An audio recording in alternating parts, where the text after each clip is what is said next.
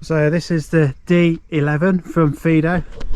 I'm actually in love with this bike. I actually think it's awesome for a little nippy city bike or something you just want to mess about on. It's I don't know. So he's not so keen on the colour, are you? But I don't like the colour, but what is good about it is it's a much lighter, sort of compact, smaller bike than what some of the other ones are. So yeah, much nippier. So can you remember what this weighs? Yeah, 17.5. Yeah, that's pretty light for an e-bike.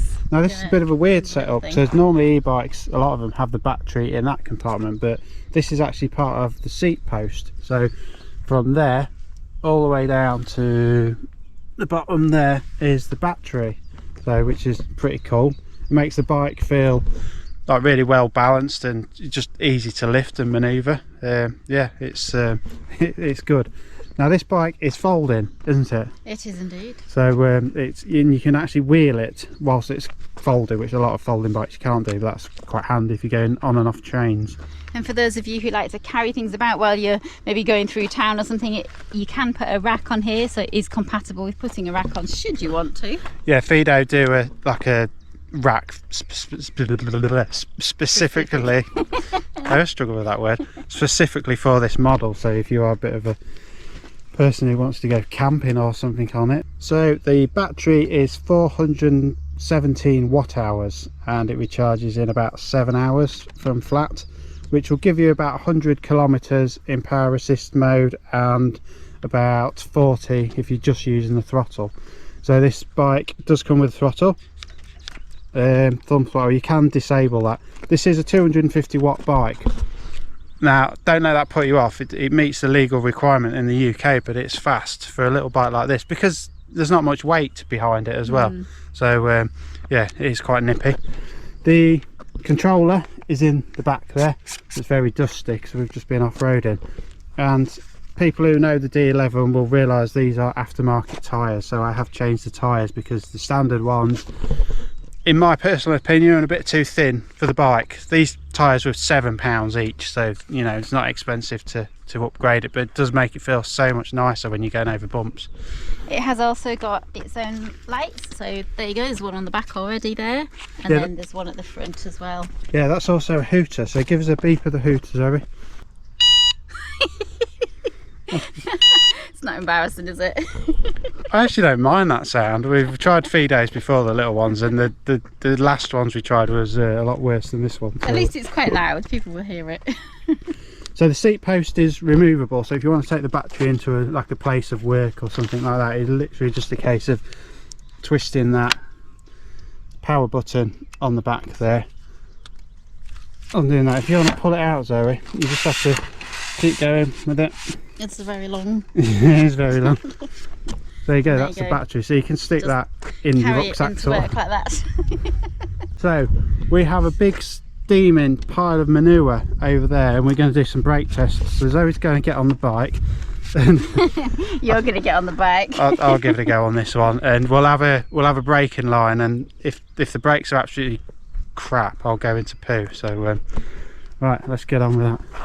Right, so that is pretty grim. There's all flies and it stinks. Look at that. There. Right, so what I'm going to do, this is restricted to 15.5 miles per hour, so I'm going to get up to full speed, and I don't know where I should do the braking line really. I think sort of like just here. I don't. Then he'll go straight head first into all that yuck. I need to find something to make a line. Right, so we've got a leaf as a marker, and it's going to head off at the 15 mile an hour. I hope they don't work too well. That was close. Look where you stopped there. So the brakes are not hydraulic on this, they are mechanical, but because it's such a small light setup, it does stop you, well, before you hit the ship. So kind of like the leaf is just like there. So this is it folded, and it's really easy to wheel about, look, as you can see.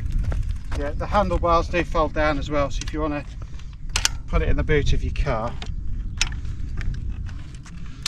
they fold over like that, and it isn't bad actually to carry around. You can do it with sort of one hand, which to be fair you can't do with a lot of bikes. No, so that's quite good. It really doesn't feel that heavy. So on the handlebars you have a 7-speed gear system. This is a bit weird, right, because you've got the throttle there, then you've got up and down there, so you've got 3 levers quite close to each other, which can get a bit confusing. Then you've got the standard Fiido display with your switching between the modes and your power button, then button for light and button for horns. So it's not actually that bad on road either, this bike. Just doing a bit of road cycling now with those you know, the aftermarket tyres.